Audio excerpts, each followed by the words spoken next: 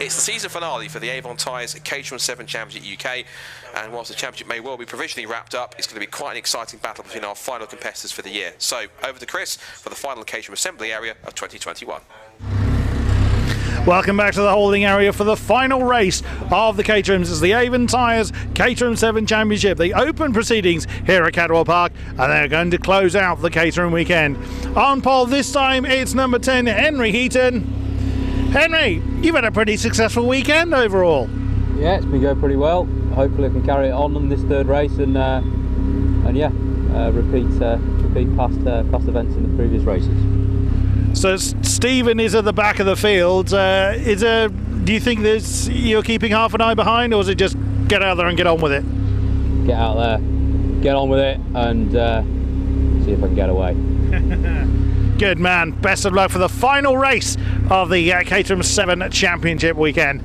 Right, starting alongside him is car number 3, which is James Murphy. It's been a pretty successful weekend for James. James, it's been a steady incline, so third and second. Surely the top spot's the next one to get. That's the plan. The last race of the year, fantastic circuit. I think we might be a chance for a couple of spots of rain at some point as well. Keep things interesting, even more interesting. Just going to enjoy it. Good man, good man. Your season's been a little bit up and down in places, but aiming to finish strong. So talk us through how, from your perspective, how your season's gone. Really well. I mean, it's the first season at this level. I wanted to get a podium throughout the whole season, got a win. Now we're going to try and go for another one. Good man. Best of luck out there, James, as the whistle goes and the cars are released. So for the final Caterham race of the weekend, it's over to Scott Woodwist in the commentary box. Trying to get one over, Kev. Having gone to our final race of the season, not just for the Caterham 7 Championship UK, but the final race of the season for Caterham Motorsport as well, because they've had such a stellar season all the way through, all 5 of their championships through both groups of the Academy, Road Sport, 270, 310 and the 7 Championship UK. This is where, of course, we're about to crown our second ever British Caterham champion. And I know I'll be speaking, I guess, on behalf of the likes of Simon Lambert, Kirsty Durrant, Ian Price, and everyone else that's been involved, and Graham McDonald, of course, who's CEO of Caterham, and everyone else who's involved with Caterham's motorsport operations, whether it be the main manufacturer or just the motorsport team, and saying a big thank you to everyone that's competed, everyone that's supported. I know they've had some fantastic sponsors over the season as well. They've had the likes of Avon Tyres, Motel, Bilstein, Demon Tweaks, Halfords Advanced, and also as well Mission Motorsport. Big thank you to all of them for supporting Caterham over the season. And I know there's also plans, of course, well underway to make sure that the offering keeps on improving, and that those who are progressing into their next steps of Caterham racing are ready for their next steps, whether it be Academy drivers into Road Sport into 270, 270 into 310s, some of the 310 drivers into 7 UK, and even some other drivers might be coming back or externally coming into Caterham for the first time. There's been a lot of work that I know that the whole team back at Caterham HQ will be working hard on, and I'm certain that we're looking forward to what could be a very exciting 2022. I'm certain it will be. And what you cannot deny is this car is an absolute weapon, an absolute beast. It's one of the, just the nicest Caterham I've ever driven, as far as it's so balanced. It's such an eager and willing race car, and it's a real joy to have a go. In and say, I urge you, if anyone's got even an inkling whether they want to try one of these things, I urge you to get out there and give it a go, because it's a really spectacular bit of kit. Interestingly, you'll see in this grid in a minute that we've got a change with Nuttall taking on some new fresh slick tyres, but that does put him to the back of the grid for this second or third race of the weekend. So the final Caterham grid of the season sees Henry Heaton on pole position after his dominant race win earlier, James Murphy second, then Gordon Sawyer and Jake Dixon on the second row of the grid, and then Chris Aubrey and, as you mentioned, Stephen Nuttall on fresh slicks starting from the back of the grid. Now we think essentially that Stephen Nuttall's task of becoming Caterham 7 UK champion is all but done, but we only want to confirm that by the time we get to the checker flag in the next 20 minutes. But of course this will mean for Stephen, he wants to try and push his way through. Now one thing we need to mention, of course, is that there is, I remember hearing this ages ago and I kind of ran with it, in terms of, I've always seemed to call Stephen Nuttall, bear with me, the Roger Federer of Caterham racing. The reason why I've called him that is because up until this point he had won a championship in every one of the first 4 steps on the Caterham ladder: Academy, and the Road Sport, then the equivalent of 270R and 310R back when it was Track Sport and then Super Sport. last couple of seasons he's been racing in the top level, back when it's been 420 hours and now when it's become the 7 UK Championship. He has effectively all but wrapped up the championship bar finishing this race, and we believe, again unofficially, we think he's possibly the first driver to have potentially ever done that in Caterham history. Yeah, we couldn't find a record where someone had done that before, so you know, it might be that there is something that we need to look up, but certainly whether if someone's done it before or not, it is an impressive achievement to win a championship at every step of the ladder. It's not an easy process. You only get one chance to do it in Academy and Road Sport, and that's one of the reasons why it's so rare to do it. In my Academy season, Henry pipped me by a point, so again, there's not many Academy champions, so, and to do it again in Road Sport, again, you only get one chance to do that. It's very impressive, and now he's seeing the combination of all of that effort and time and dedication to see him take the 420, the Caterham 7 UK Championship. One thing we should stress again, if you're only watching this last race and haven't seen the other two, one thing we should stress, this isn't all the 7 UK cars. There are more out there, just there are some drivers who are unable to make it to the final round, so just these 6. And of course, unfortunately, Chris was supposed to be out the racing today, but he had a rather unfortunate incident in practice, which meant unfortunately he couldn't take the start. But we still have the 6 here who are about to entertain us for one last time for Caterham Motorsport. What a brilliant year it's been for them. About to get races underway for the final Caterham Motorsport race of the season, the finale for the Avon Tyres Caterham 7 Championship UK. Time to crown our second British Caterham champion. Away in racing, decent start from the front row from Heath. Immediately goes across to try and cover off James Murphy from the start, and a cracking getaway on fresh tyres. Talk about fresh slicks. He's up to 3rd place already. Always 3 abreast behind him as Aubrey Jacobs, Swan Dixon tries to turn to Coppice together. That wasn't going to work, and they all backed out of it at once. But now James Murphy takes the front with Heaton in 2nd place, and despite starting in 6th, it's got Stephen Nuttall already up to 3rd and challenging half a 2nd place on the back of Heaton. Brilliant start. Sawyer came out for the worst of that start, didn't he? He got caught out he was left with nowhere to go, and James Murphy here still up the inside, but Heaton trying to go around the outside. The outside line has worked, and it's very tight inside. They did make contact. I wonder, they have gone off the track, so Murphy is dropping back. Heaton is there. He has taken that lead, but there was contact there. So yeah, we see Nuttall move all the way up through from the 6th now into challenging that lead, and he shows how powerful that new rubber is. But also, you have to make it count off the line. You've got to have that skill to work out where you want to put your car. Dumped the clutch at exactly the right point and flew off along like a scalded cat. So up into 2nd place already has gone Stephen Nuttall, already challenging essentially one of his season-long rivals, Henry Heaton, for the victory. They've taken one apiece this weekend, so it'll be bragging rights to see who can get best 2 out of 3. Up through the complex of the mountain, over the hill, Heaton, Nuttall, then it's Murphy, Jake Swan, Dixon, Aubrey, and then leaping as high as he ever has comes Gordon. So that's been an entertaining part of the weekend, watching these Caterham, particularly these Caterham 420 hours in this 7 UK and 7 Championship UK, leaping with all 4 wheels cleanly off the ground. I'm sure that John Bryant for this race in one of these races will post himself right down that mounting section to get some brilliant shots, as he always does. End of the first lap then for this final Caterham 7 Championship race of the season. It's going to be Henry Heaton who leads the way, Nuttall in 2nd place, then Murphy 3rd, gap back to him in 3rd place with Swan Dixon 4th, Aubrey 5th, and Gordon Sawyer maybe just biding his time a bit in 6th position. Yeah, I don't think he'd be comfortable biding his time there. He certainly wants to make a move, because every second that he delays getting past the cars in front, it means that he's not being able to get through. We've got Nuttall going the inside here, but there's not a lot of room. He was actually squeezed a little bit onto the grass, or he needed to use a bit of that grass, which is not ideal on a slick tyre, but he's nevertheless up the inside into park, and it looks like he's got the momentum to making this happen. James Murphy having a speculative look up there, but as well as trying to make a little attack, he was a bit of a defensive move there to make sure Swan Dixon couldn't get by. I thought James Murphy wasn't going to stop. He was so fast down the inside line, he almost tried to, out of defence of Jake Swan Dixon, tried to make that move for 2nd place work, but he didn't. Now, what's interesting, unless it's me, I'm seeing spots of rain, spots of moisture on the camera, so is that possibly a little bit of rain starting to creep in? Yeah, we're seeing it on the commentary box window as well. It's only sprinkles at this point. It's not going to make any difference to them out there on the track, but a sprinkling of shower, I can see it in the air now, so it will definitely be having a psychological effect at this point. A little bit of a slide there from Nuttall. James Murphy's gone off around the mountain, so maybe there is a bit more rain at this end of the track where we are sat in that commentary box. Like I said, you can see it hanging in the air, and it's amazing how quickly that can make a difference to this slick tyre.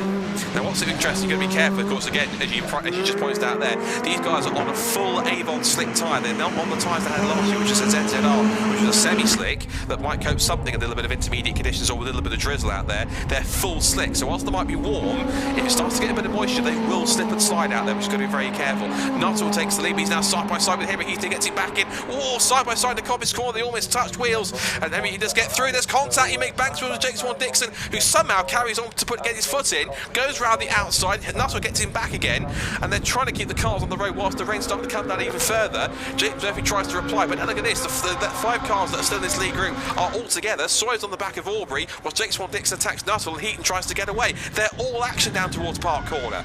Little lock up there from Steve Nuttall. How much grip are you going to have into each of these corners? Was the rain that you found at the mountains going to be at the top of this track? Or, well, you don't know as a driver. You have to be on the absolute edge. Your nerves are really jangling as you try and work it out. But Heaton is still out in front at the moment. But Swan-Dixon definitely looks like he's on a mission at the moment.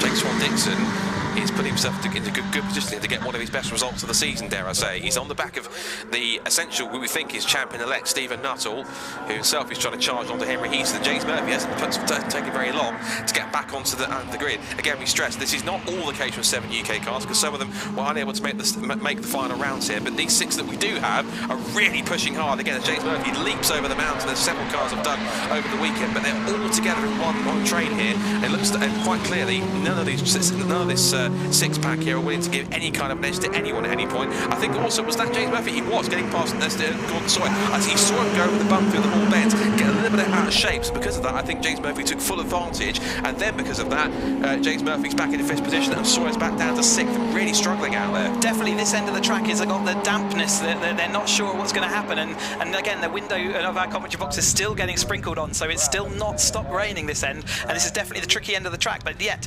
Heaton is still out front. It's just every time they turn in, you never know what you're going to get. We saw the rear end of Murphy up the mountain again being out, and shout out to Aubrey here. He's been trailing off the back of this grid. He missed a day's testing, but he's certainly got it all together now, hasn't he, with Sawyer now trailing a little bit. Yeah, Murphy and Sawyer the ones that are struggling as Nuttall gets back into the lead.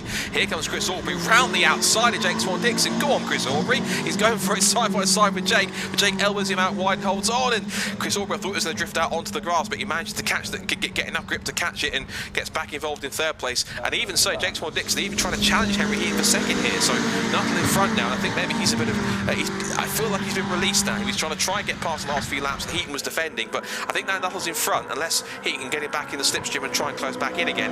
It just feels like Nuttall's got a little bit more pace in these slightly ever slightly greasy conditions that are getting even more treacherous. But we're coming into that bit where we don't know what it is, so how much of a risk do you take? You've got that sort of slight advantage coming in here, but single file most of the way, but how much do you push it, knowing that last time through here the rear end became really squiggly and light, so again unclear to know what to do, and then he's managed it quite well that time, and it looks like he is going to hold off just for this lap at least. You can see the rain forming on the top of the tyre barriers here with that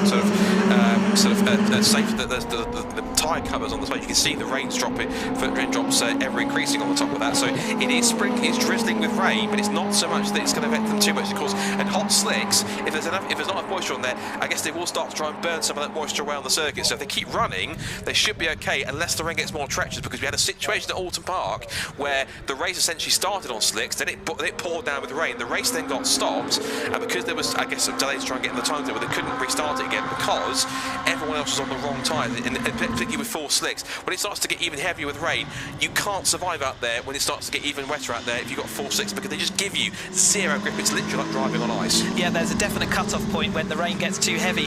If the rain is light, you can keep temperature in the tyre, and that immediately means you keep that grip, and it can even grip, with a damp track, it's still grip there, certainly more than it will when it cools off, but as soon as you get to a cut-off point, you cannot generate that heat anymore, and they turn to stone-cold ice, and they literally are like ice. They will not give you anything, and like I say, Alton Park was extremely exciting, where we couldn't actually get traction anywhere. It was certainly suboptimal, I think we'll put it, but this group of cars are still absolutely nailed together. Gordon Sawyer just getting back on after his incident a little bit earlier on, but Nuttall still leading. This is up, I think, the 3rd lap through. We've seen him in the lead now.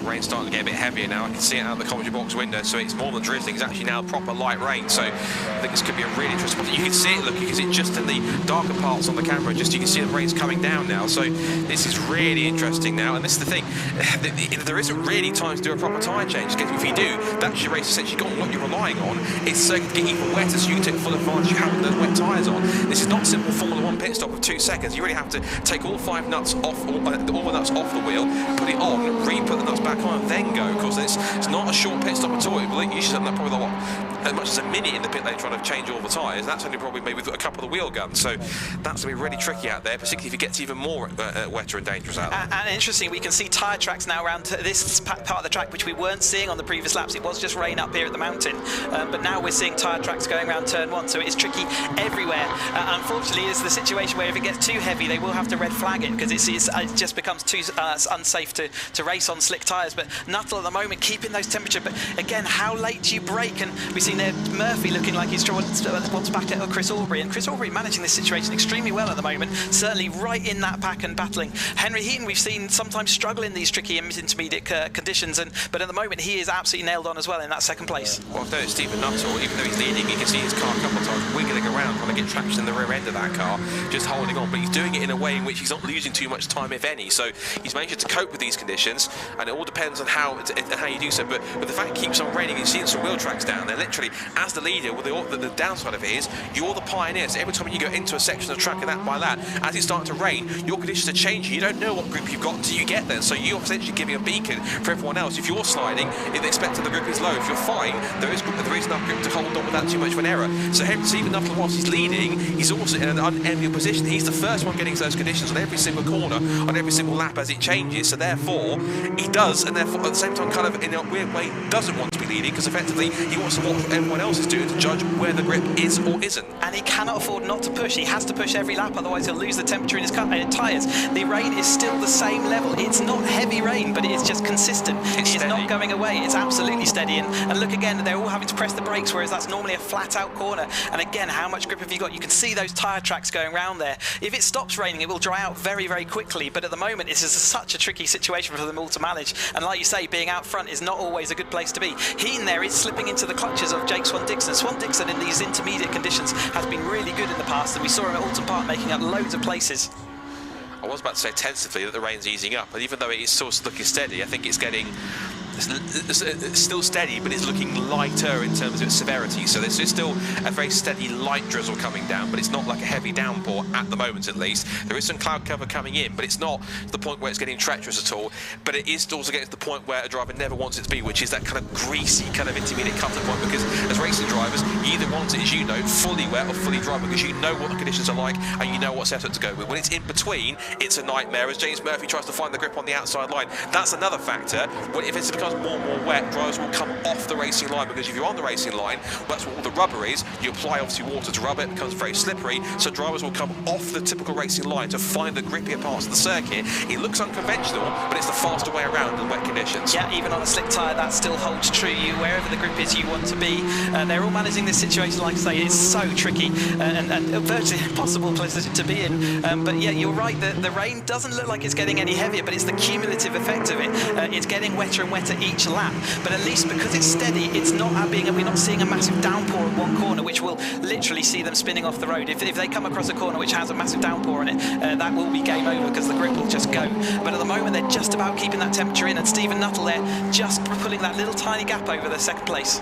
I wonder if this is almost like a little microclimate like Spa situation, where it seems to be there's rain falling, but it's maybe falling a tiny bit harder on some sections of the circuit more than others. So it might be a bit lighter up here on a higher part of the circuit, like up on the mountain, but you saw there just on the background of the tyre wall, it's actually still forming. It looked like it was a little bit heavier.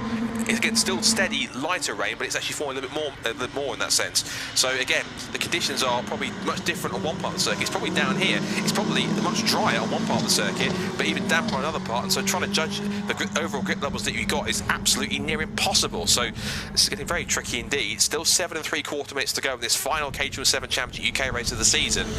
I was about to say Jake Swan-Dixon might have a good chance here, because he's used to not only racing in slippery conditions, being a super light autograss racer, but also as well, he's also used to racing on water, being a powerboat racer. So essentially, I'd have thought out of all the 6 cars we've got on the grid, he'd be probably the one that be accustomed to these conditions the most.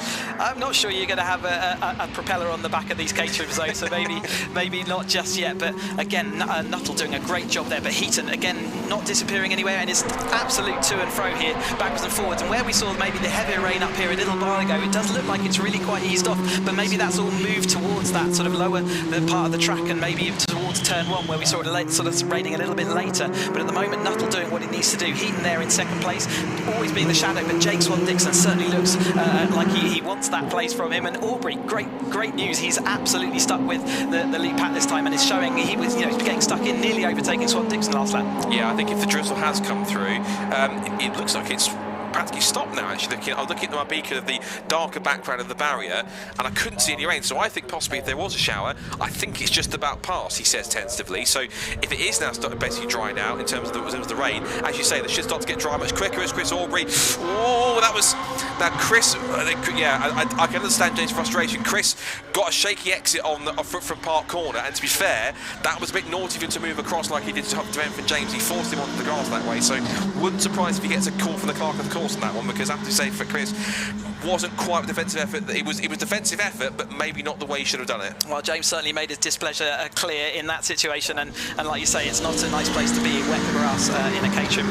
But yeah, as you say, up here in the commentary box end of the track, we are stopped. It has stopped raining, and in the next 5 or 6 minutes, it could well dry up again. So again, where we've gone trickier and trickier conditions is now about how do you make sure that you're maximising the grip. We saw Nuttall locking up into Park Bend, and Heaton is immediately back on him as these conditions start drying out.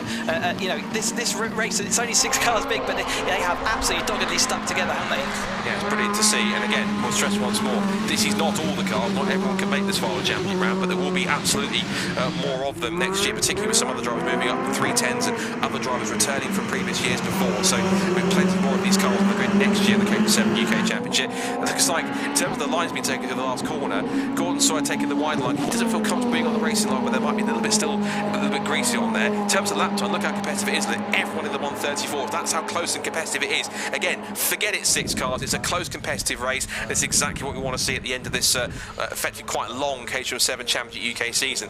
Henry Heaton seems to have dropped back a little bit. He was quite close a few corners ago up at the mountain section, but through that Hall Bends bit and through Bar and down the pit straight, he's lost a bit to Stephen Nuttall. Meanwhile, James Murphy's going for the outside line on Chris Aubrey. Probably looks across and goes, you squeezed me onto the grass. Didn't quite like that.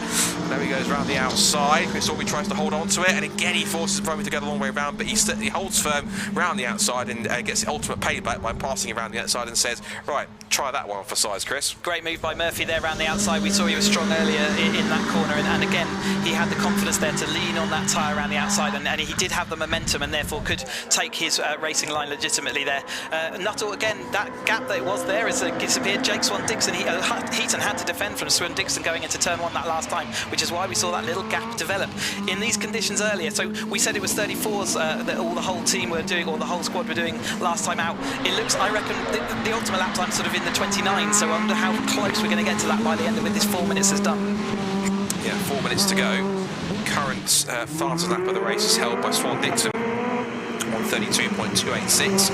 As you said, we have seen the lap as quick as 129s earlier on, so you can tell it's a little bit greasy out there in terms of trying to cope with the grip levels out there. Across the line they come now. It's practically stopped raining. The fastest lap of the race. Well, he did go to Heaton, but the man I'm watching is James Murphy, because I thought he went past not only Chris Aubrey quite quickly, but he's straight onto the tail of the top 3. So do you know what? As crazy as it might sound, there's still every chance Murphy could win this. He's got the pace. 131.709. He's not out of this by a long shot. Shows that track is getting underneath you again with that times coming down, so they're only a second and a bit off where they'd like to ideally be, especially in the situation. And he came across that gap so quickly, didn't he? And Aubrey's now been gapped behind him.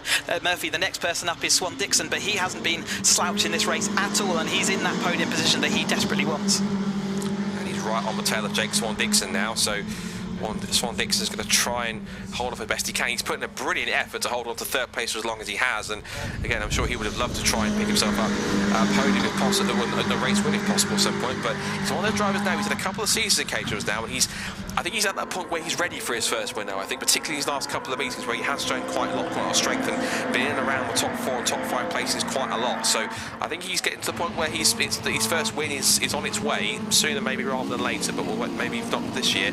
I think at least as Chris Aubrey again enters his own puts his own entry into the Caterham flying contest over the mountain. There goes Chris working away at the wheel. You can see them just working from side to side around the wheels. They're trying to find the grip here. Nuttall turning in. He's only got a hold on, I think, for 2 more laps to essentially confirm his provisional Caterham 7 Championship UK champion status. 2 laps is a long time. There you go, new fastest lap though, 31.2, so we're getting about a second away from the absolute ideal with a toe lap, so really coming back under them. That wet, so in the history, this has been a right old adventure, this race, hasn't it? With a long time ago, we thought we were all on the grid with Nuttall at the back there and suddenly making his way up, so really a good adventure, but Heaton definitely on the back foot with these two. Murphy absolutely looking like the one that's hungry to get forward. He has been thirsty for that podium and that win. Maybe not going to be able to get the win, but he's definitely going to be putting it around the outside of Swan Dixon, who's also having to brake late just around the outside. Can he hold on? He's got the position at the moment. Swan Dixon, though, has the momentum coming out the corner. We'll take it back in Chris Curve. Yeah, held the inside line and swept him out wide just enough so he could force him out for third position. So Murphy's back in fourth now. He's got some work to try and recover from that with about a lap and a half to go now with the gooseneck. Again, it has definitely stopped raining as far as we can see, so it was only a very light sprinkling of rain that did have an effect, but it's still something that's being felt now as we come towards the end of this race, the end of this Caterham 7 UK Championship season. Back into the complex, and Nuttall, who had a gap then, has been managed to pull back in by Heaton, and Nuttall and Murphy are in there. Again, massive leap over. You can tell how hard James is pushing. He wants to very least to be camping himself on podium to end the season on a high. And that was the thing. He came into the season just wanting one podium. That was it. And he got it in the first weekend when he got a race victory. So I remember talking to a Knock Kill, and he said, right, now I've got my podium, my victory. I'm literally just treating this as a practice for next year, because he knows next year he's going to have a full-on, proper, fully prepared assault for the title. He wants to use 2021 as a preparation for next year. And look at Chris Aubrey, they're all setting fastest laps. 4 of them set fastest laps on the previous lap. The quickest of them was Chris Gordon-Sawyer, so they're all compressing back together on this last lap now. Last lap of the Caterham 7 Championship UK season. So in terms of this is going to be quite a belter of a lap, I hope, because Murphy's in there to try and get third place. He's not too far away to close in on Nuttall down the back straight. This can be tantalising. Remember, this is the most crucial part of this lap, especially as the last lap, to see what's going to happen up here. We've got Heaton going around the outside of Nuttall. Can he make it stick around the outside? He can't. Nuttall was late on the brakes, and Swan Dixon also defends from Murphy. That is an advantage to everyone in their positions as they are now, with Swan Dixon in third and Nuttall in the lead. But can they hold it up really without any mistakes? We would expect to see them finish this, but Murphy is not finished. He is absolutely tickling away at the rear end of Swan Dixon there. Certainly going for it. He wants to try and get it. He's forced to switch Swan Dixon. Swan Dixon's not comfortable. He has to go to the inside to fend. Murphy will try the switch, but if he can get good traction out of Mansfield and down the short straight towards the mountain for the last time. It's been a mega season for the Caterham 7 Championship UK. Once again, their second year as a national championship has been granted by Motorsport UK. Over the crest of the mountain for the final time, leaping one final time into the air, over into the Hall Bends. All 6 of them together as they come back through. Stephen Nuttall has held on just about. He's got Henry Heaton, James Swan Dixon and James Murphy charging on. But he comes up the final couple of the corners. He's been a champion in the Academy. He's been a champion in road sport in 270Rs and 310Rs. And now he'll become Mr. Caterham, because out the final couple of corners, Stephen Nuttall will hit a 5-star performance. He's going to win all 5 championships. Stephen Nuttall takes the victory and wins the 2021 Caterham 7 Championship UK, and is the second ever British Caterham champion. He has now made himself as one of the only driver to have won a championship in all 5 of the steps of the Caterham Motorsport ladder, and what a way to do it. And what a thing to do, and what an achievement, and what a nice guy. I mean, he's on the same team that I am, and I get to work with him week in, week out, and it's fantastic achievement to win that, and he in there absolutely dogged determination in that second place there, just showing his class throughout the whole season, and all 6 of those cars absolutely stuck together at the end there. Everyone waving to the marshals. Thank you as ever to the marshals, but congratulations to Stephen Nuttall winning every single championship that Caterham has on offer. And it's something I normally say as we go through the results in a second. Stephen Nuttall takes the victory from Henry Heaton, Jake Swan Dixon, James Murphy, Chris Aubrey and Gordon Sawyer. If you're in the comments, I normally say this on circuit commentary, but in the comments with maybe the clap emoji, if you can, give these guys a round of applause. They deserve it, because it was a brilliant drive from all 6 involved. Again, forget them as 6 cars. There are definitely a lot more coming for next year. Goes coming back that race this year. Drivers upgraded for 310Rs and returning drivers from the past. But incredible stuff from all of them, and that will be certainly lots of momentum to take into next year.